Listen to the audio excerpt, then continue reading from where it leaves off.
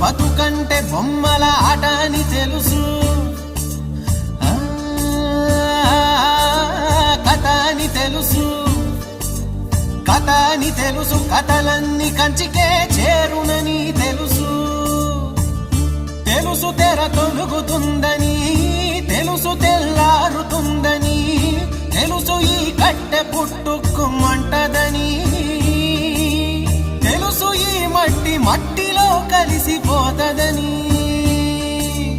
ఇన్ని తెలిసి రకాటంలో పడిపోతావు ఎందుకని? మాయా